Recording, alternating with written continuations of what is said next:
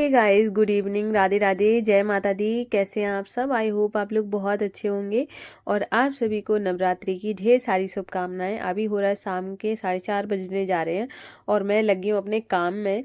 और सबसे पहले मैं झाड़ू लगाऊंगी क्योंकि वैसे तो मैं देखो डेली झाड़ू दोनों टाइम ही लगाती हूँ, लेकिन नवरात्रि टाइम में पोछा भी लगाती हूँ। अभी ना मुझे एक क्वेश्चन का आंसर करना था कि कमेंट आया था कि आप नवरात्रि में झाड़ू नहीं लगती, मतलब हो सकता है पूरे घर के लिए बोला है या फिर पूजा वाले रूम के लिए।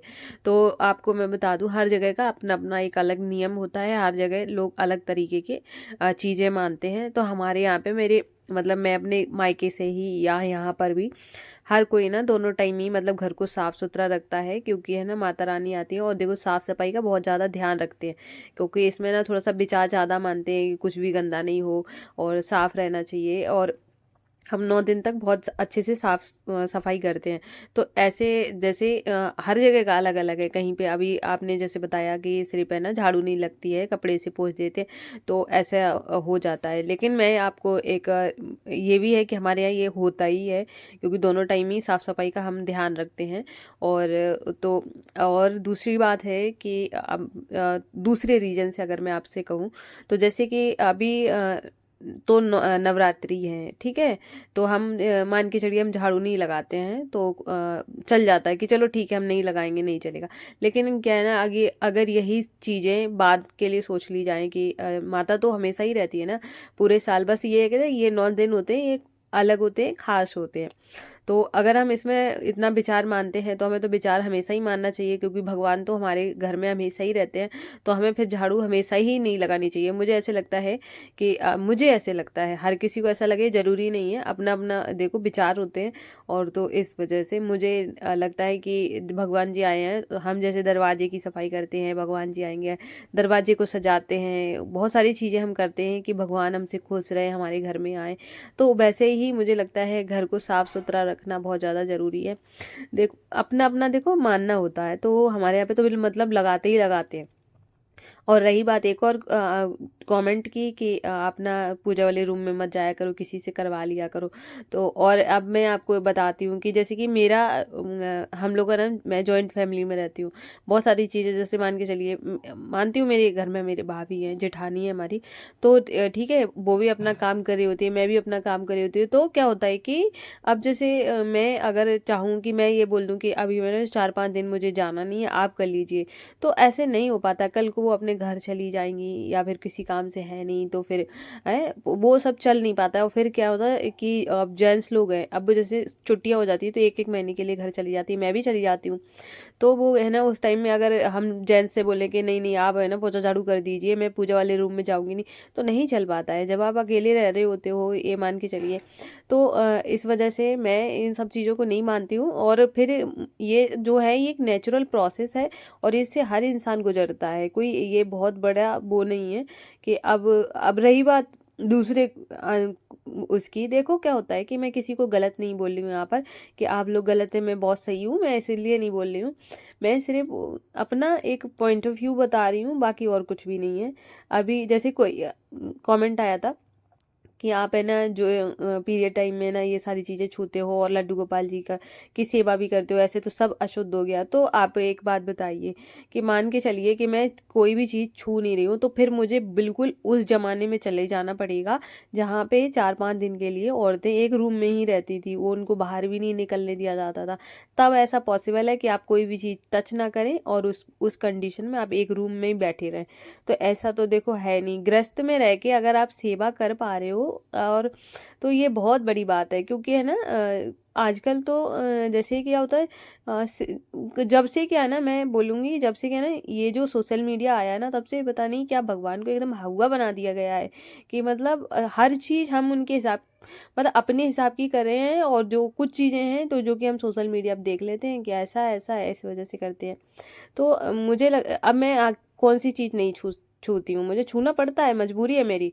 अब जैसे मान के चलो मैं अभी कपड़े ले रही हूँ, तो कपड़े भी टच हो जाते हैं। अब मैं पूरा कपड़े बाद में धुलने बैठूँ 4-5 दिन के बाद, तो ऐसे तो बहुत सारे कपड़े मुझे धुलने पड़ेंगे।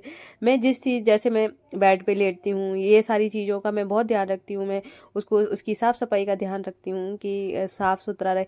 जहाँ तक पॉसिबल होता है वहाँ तक मैं बहुत अच्छे से सफाई करती हूँ।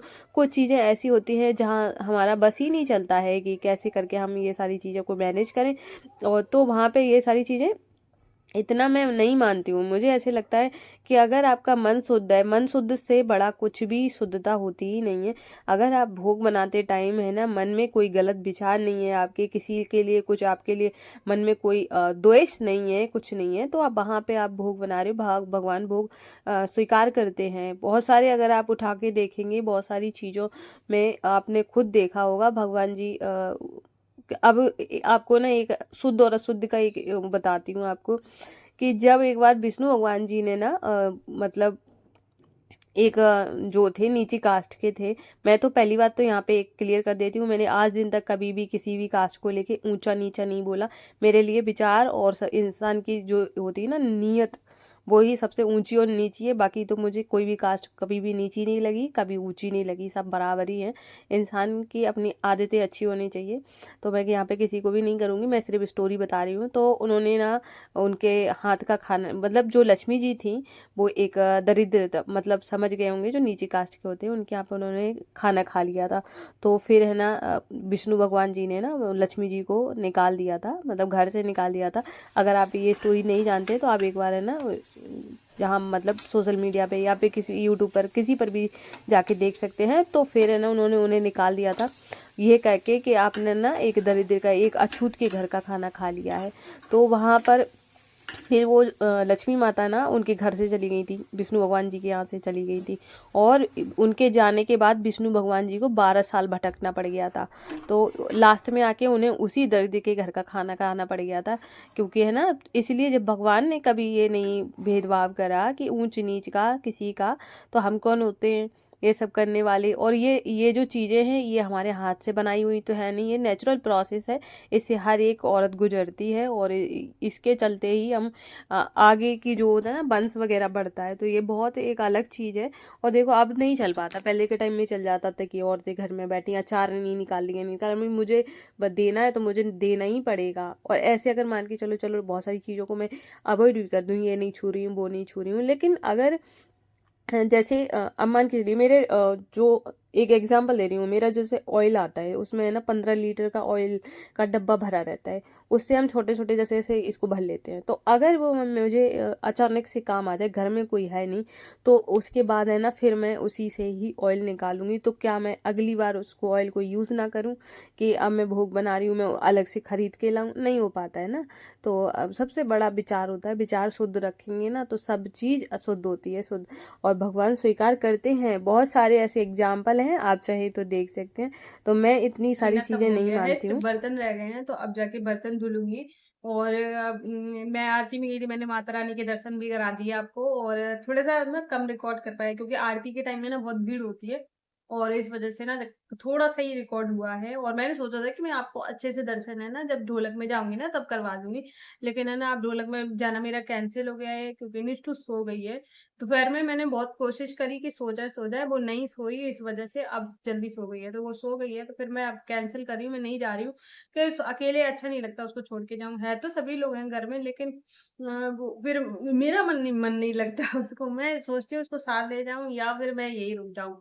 ऐसे शुरुआत से ऐसे है ना, जैसे मैं उसको सुलाने के लिए ना आज अभी इतनी बड़ी हो गई है तब भी मैं उसके साथ होती हूँ, तभी मैं उसको सुलाती हूँ। मतलब मेरे पता नहीं क्या दिमाग में चलता रहता, मतलब ऐसा कुछ दिमाग में नहीं चल रहा है। मतलब मुझे ऐसे लगता है कि पूरा दिन देखो मैं बिजी रहती हूँ, कहीं कुछ कर रही हूँ, कहीं कुछ, मैं तो चाहती हूँ कि ना थोड़ा टाइम उसको दे पाऊँ।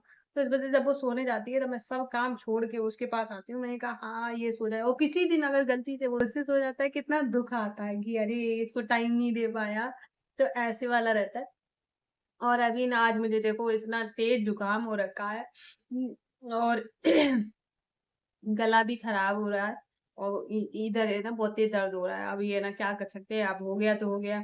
और अब जाके ना मैंने सोचा है कि अपने कपड़े चेंज कर लेती हूँ और अपने आ जाती हूँ असली रूप में जो कि मतलब जो मैंने पहन रखा था उसको पहन लेती हूँ, क्योंकि काम तभी हो पाएगा, साड़ी पहन के काम होता नहीं है। हाँ, तो अभी है ना इस ब्लॉग को मैं यहीं पे एंड करी हूँ। अगर आप सबको मेरा ब्लॉग पसंद आया हो तो प्लीज वीडियो को लाइक करना, अगर न्यू हो तो चैनल को भी सब्सक्राइब करिएगा। और मैं मिलूंगी कल न्यू ब्लॉग में, तब तक के लिए राधे राधे, जय श्री कृष्णा, जय माता दी।